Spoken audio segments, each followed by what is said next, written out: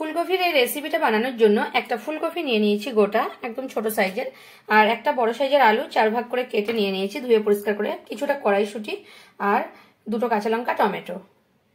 একটা কড়া নিয়ে নিয়েছি, কড়ার মধ্যে জল দিয়ে দিয়েছি, আর জলের মধ্যে পুরো ফুলকপিটাকে, গোটা ফুলকপিটাকে দিয়ে দিচ্ছি, আর দিয়ে দিচ্ছি আলু।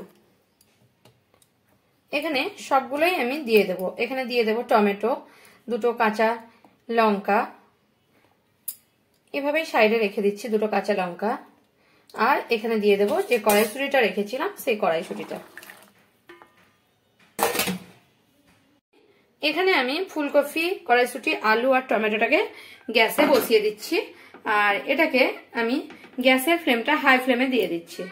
এখানে ঢাকা দিয়ে আমি 15 মিনিটের জন্য হাই ফ্লেমে এটাকে ভালোভাবে, মানে পুরো সেদ্ধ হবে না, হাফ সেদ্ধ করে নেব। এখন আমি খুলে দেখাচ্ছি 5-7 মিনিট পরে, দেখুন এটা ফুটছে। আবার ঢাকা দিয়ে দিলাম। আমি 15 মিনিট বলেছিলাম, সেখানে আপনারা 10 মিনিটও এইভাবে করে নিতে পারেন। আমি 10 মিনিটই করে নিচ্ছি। এখানে আমি একটা ছোট সাইজের পেঁয়াজ এইভাবে কেটে নিয়েছি, কয়েক কোয়া রসুন আর এক টুকরা আদা। এখানে একটা ফ্রাইং প্যানে হালকা আমি তেল দিলাম, আর তেল দিয়ে এই পেঁয়াজ আদা রসুনটাকে দিয়ে দিলাম।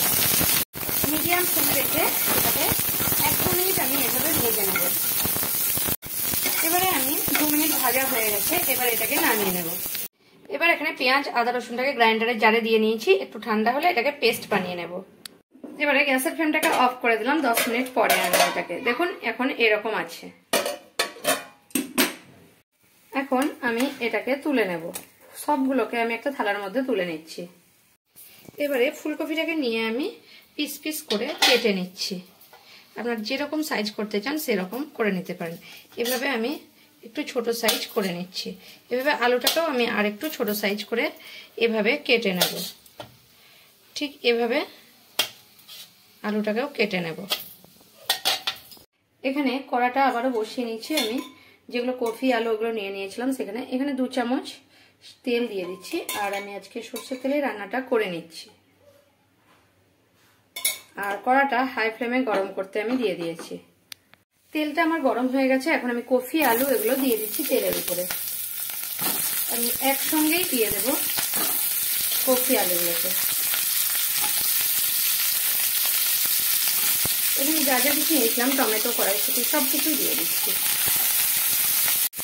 এবারে মিডিয়াম ফ্লেমে রেখে এগুলোকে আমি একটু ভেজে নেব।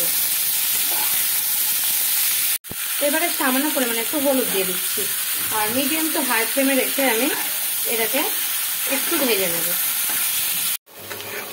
এখন আমি এটাকে একটু ভেজে ভেজে নিয়েছি, আর গ্যাসটাকে আমি ট্রান্সফার করে নিয়েছি ইন্ডাকশনে, কারণ আমার গ্যাসটা শেষ হয়ে গেছে তাই। এবারে যে মশলাটা আমি বেটে রেখেছিলাম সেই মশলাটা এর মধ্যে দিয়ে দিচ্ছি। এর মধ্যে দিয়ে দিচ্ছি ধনে গুঁড়ো হাফ চামচ জিরে গুঁড়ো, আর লঙ্কা গুঁড়ো দিয়ে দিচ্ছি অল্প পরিমাণে, খুব বেশি দেবো না, ভালো লাগবে না, ঝাল হয়ে যাবে। যারা ঝাল খায় না তাদের ভালো লাগবে না একদম। আর দিয়ে দেব অল্প একটু কাশ্মীরি রেড চিলি পাউডার, দিয়ে দিচ্ছি অল্প একটু হলুদের গুঁড়ো, আর খুব সামান্য পরিমাণে চিনি। এবারে মশলাটাকে কফি আলুর সঙ্গে আমি কষিয়ে নেব। এবারে একটু চিকেন মশলা এর মধ্যে দিয়ে দিচ্ছি, দিলে কফির আলুর তরকারিটা টেস্টটা খুব ভালো হয়। এবারে নেড়ে নেব চিকেন মশলাটা দিয়ে। এবারে দিয়ে দিচ্ছি পরিমাণ মতো লবণ, আর লবণটা দিয়ে আবারও আমি কষিয়ে নিচ্ছি। এবারে আমি পরিমাণ মতো জল দিয়ে দিলাম। জল দিয়ে এটাকে 10 মিনিট আমি ফুটিয়ে নেব। আমার এখন তরকারিটা পুরোপুরি রেডি, আর এরকমই একটু মাখা মাখা করতে চেয়েছিলাম ভাত বা রুটির সঙ্গে খাওয়ার জন্য। এবার আমি তরকারিটাকে নামিয়ে নিচ্ছি। আপনারা চাইলে এখানে ধনেপাতা কুচিও দিতে পারেন। আমার রেসিপি যদি আপনাদের ভালো লাগে তাহলে আমার চ্যানেলকে সাবস্ক্রাইব করার অনুরোধ রইল।